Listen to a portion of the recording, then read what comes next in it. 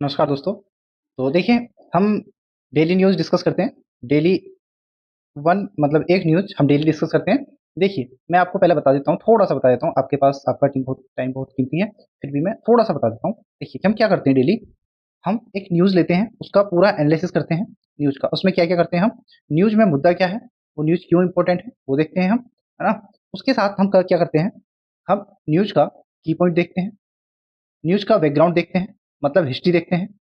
और न्यूज़ का कितना स्टैटिक बन सकता है आपके एग्जाम के पॉइंट ऑफ व्यू से, वो देखते हैं। स्टैटिक जीके उसमें देख लेते हैं। पूरा का पूरा हम न्यूज़ का एनालिसिस करते हैं। फिर उसके बाद क्या करते हैं, जैसे हम कोई वर्ल्ड न्यूज़ डिस्कस कर रहे हैं, कोई भी किसी भी देश की न्यूज़ डिस्कस कर रहे हैं, तो उसका हम मैप देखते हैं।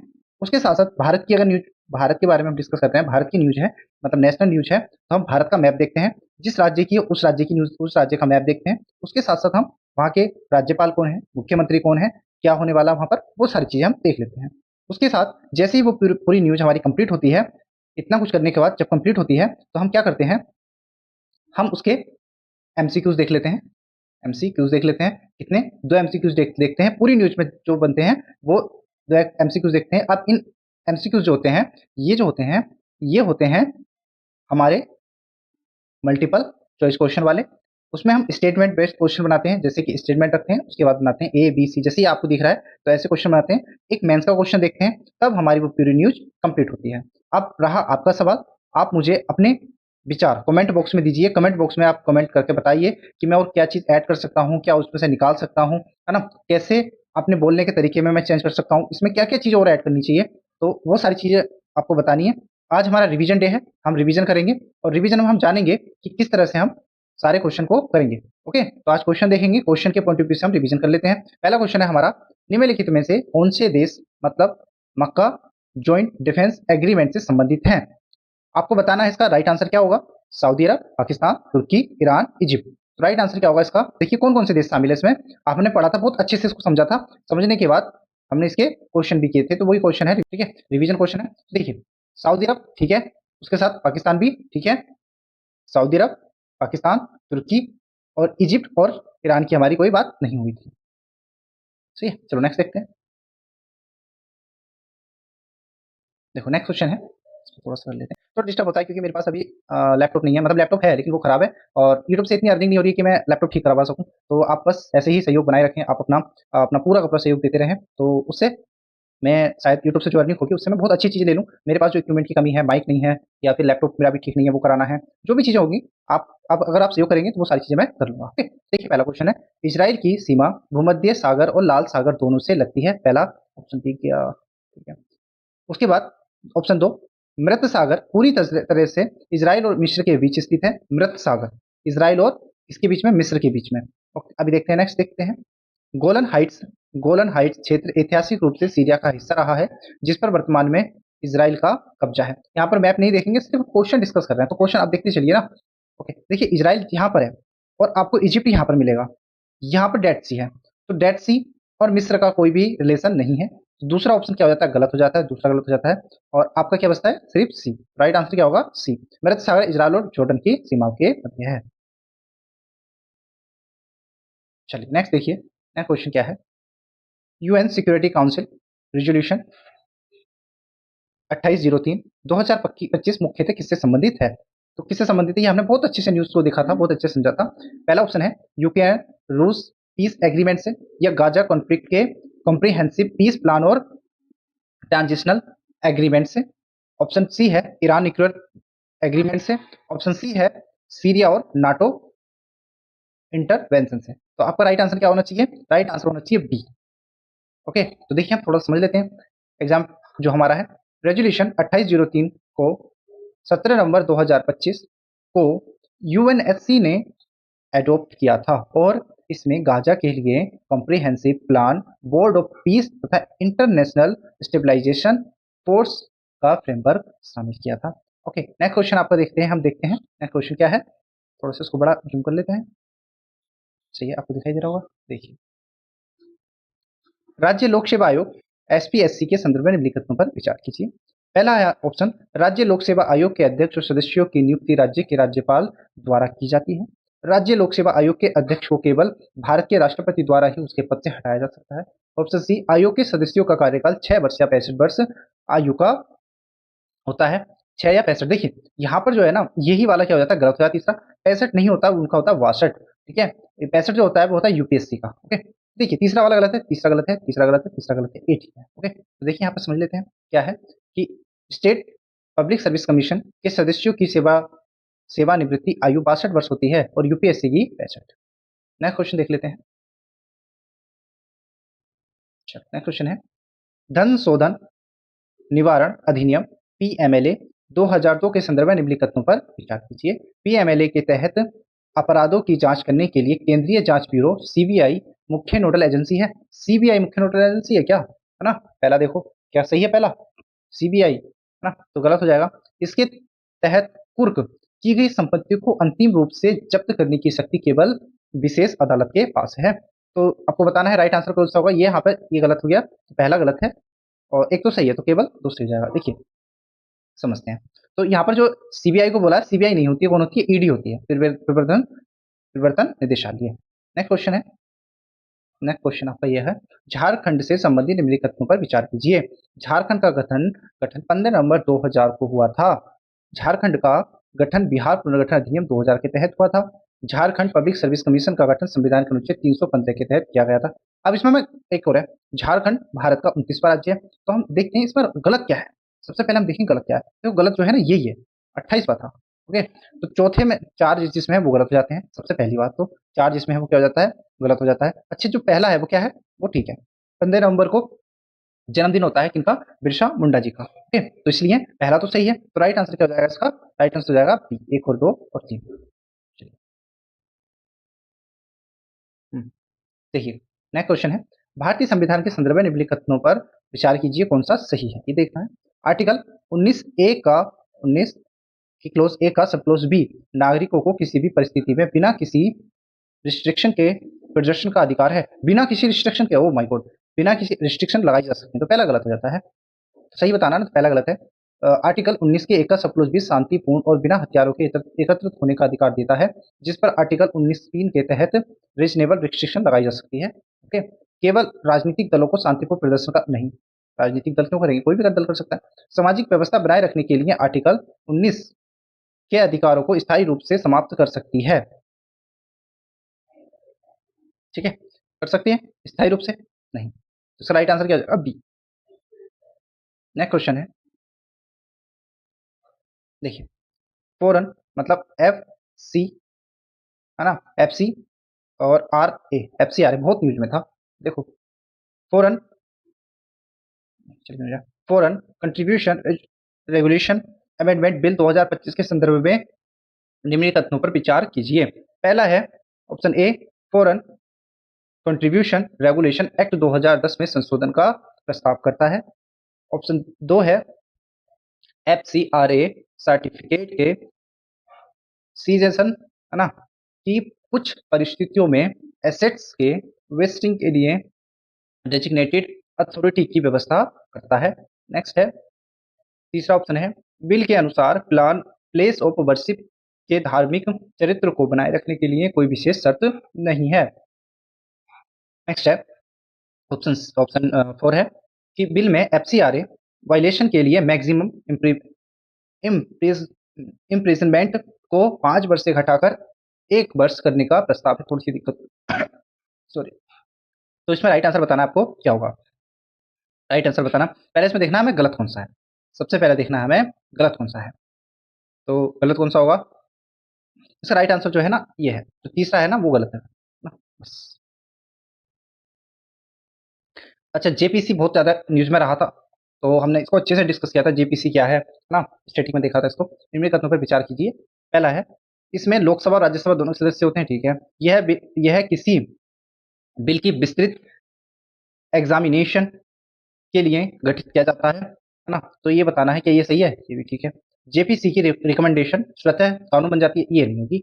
जेपीसी का गठन संबंधित हाउस द्वारा बनाए गए मोशन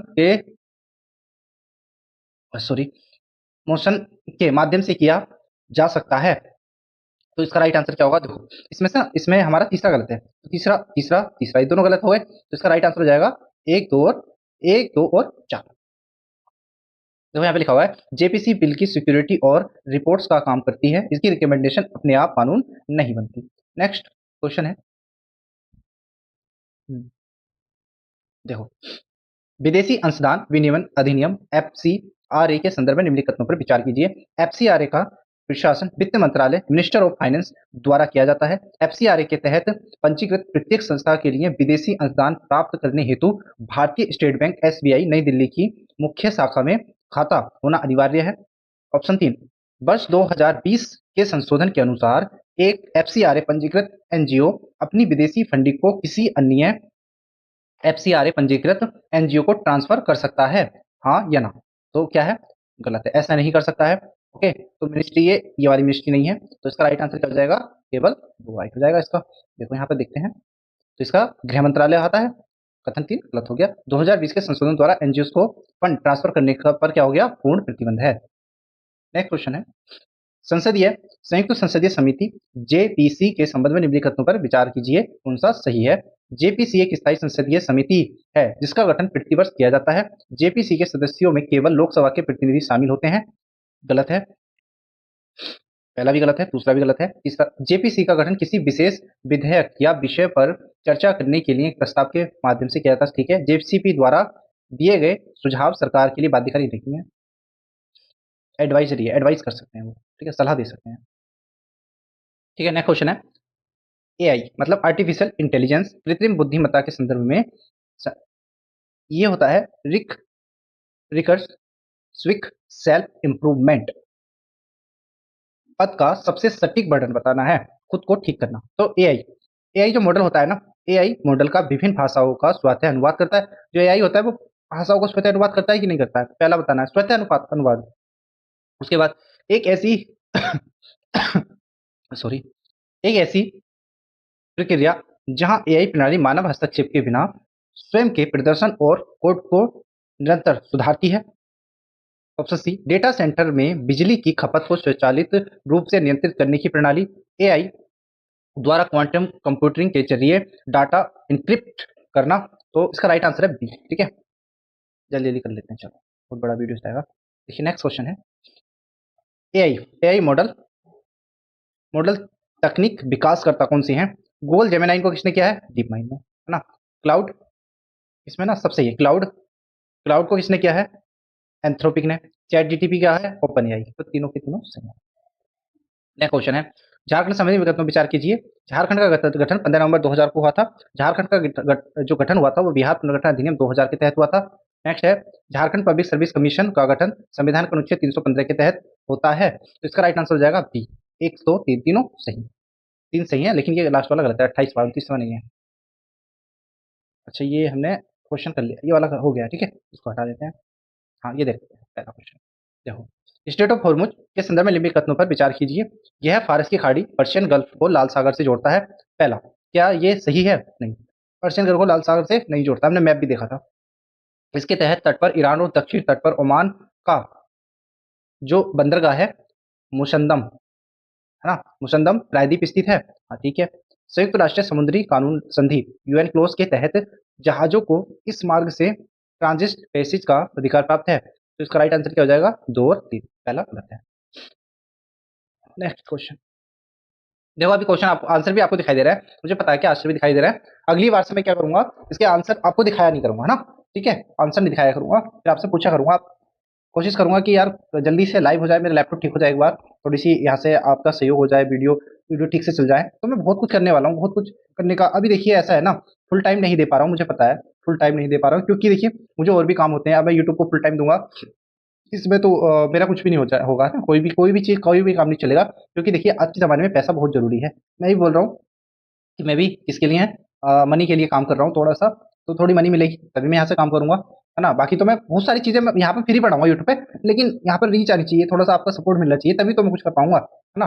तो कोशिश करो कि आप मुझे सपोर्ट करें, ठीक है। तो देखते हैं, स्टेट ऑफ हॉर्मुज में नौवहन लंबे समय तक बाधित रहता है तो भारत की अर्थव्यवस्था पर इसका क्या प्रभाव पड़ सकता है? पहला, भारत के चालू खाता घाटे करंट अकाउंट डेफिसिट सीएडी में वृद्धि होगी या होती है, बताना है फिर। दूसरा है भारत के थोक में खुदरा मुद्रास्फीति बढ़ेगी, भारत में थोक में खुदरा मुद्रास्फीति बढ़ेगी कि नहीं बढ़ेगी, तो हाँ ये भी होगा, महंगाई बढ़ेगी है ना, भारतीय रुपया डॉलर के मुकाबले मजबूत होगा नहीं। तीसरा गलत है, तीसरा गलत है, तीसरा गलत है, सिर्फ एक सही है।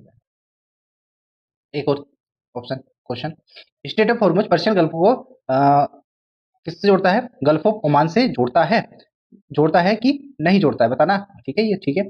स्टेट के दक्षिण में ओमान का मुस्तंदम पेनिनसुला स्थित है, क्या है, बताओ है, हाँ है।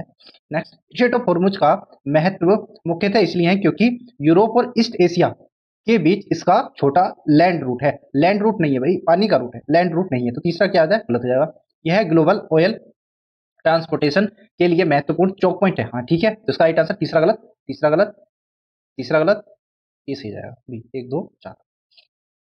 अच्छा ये क्वेश्चन मिलान करना है, बताना है। सॉरी, अभी थोड़ी तबीयत खराब हो रही है तो इसलिए दिक्कत हो रही है ना। ऑप्शन ए सही बताना, ठीक है। ऑप्शन ए ऑपरेशन स्टरनेट विल किससे संबंधित है, gulf of tanker escort escort से है ना। ऑपरेशन प्रेइंग मैंटिस किससे संबंधित है, 1988 यूएस ईरान नेवल कन्फोर्टेशन से, हाँ ये भी ठीक है, ये भी ठीक है। दूसरा है JCPOA Iran nuclear program, OPEC OPEC 1960 में इसकी स्थापना हुई थी बगदाद में, हाँ ठीक है, तीनों सॉरी चारों सही है। नेक्स्ट देखिए, नाटो का आर्टिकल 5 कलेक्टिव डिसीजन के सिद्धांत से संबंधित है कि नहीं, हाँ कलेक्टिव, एक पर हमला तो सारे नाटो देशों पर हमला। तुर्की नाटो का सदस्य देश है, हाँ है, दोनों ठीक हुए। नाटो आर्टिकल 5 के कारण जो सऊदी अरब है पर हमला होने पर नाटो सदस्य भी उसमें आ जाएंगे, है ना।